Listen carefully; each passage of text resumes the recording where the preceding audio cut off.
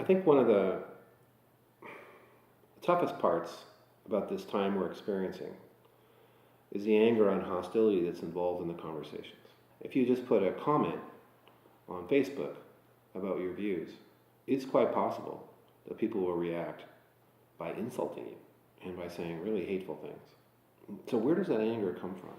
Why is it that we're having these conversations that are so divisive, breaking up families in some points? And I talked with a really good friend of mine who just the other day, after visiting her parents, drove home in tears given the conversation she had.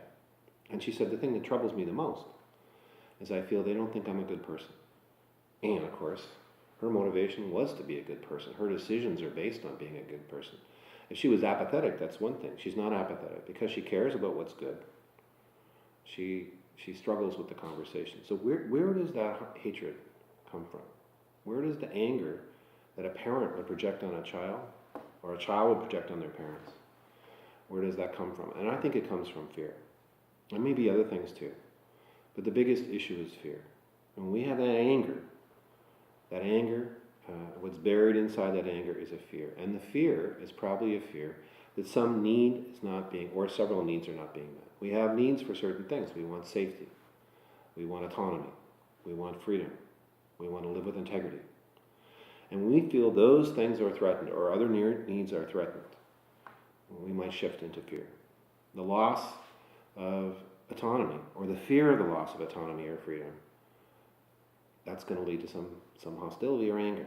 If we're afraid that our integrity, our ability to do the right thing is going to be inhibited, that's going to lead. If we're afraid our identity, who we are as people, is being threatened, that can shift us into anger. Fear can lead to anger and hostility and divisiveness. So what I suggest people do, and I've done this myself and I'm still thinking about this, is to sit down and say, what is it that really I'm afraid of? And the way to find out what you're afraid of is to ask yourself, what makes me angry? What really ticks me off? What gets me upset the most about, say, politics or whatever the issues are right now? Sit down and list out the things that really get you angry, and then unpack where the fear is. Because I think the conversations we need to have, at least somebody in the conversation can't be working from fear. They need to be working from compassion, and they need to be working from love. And so if we can understand our fears, maybe we can be that person who moves the conversation forward by starting not with anger, but with compassion.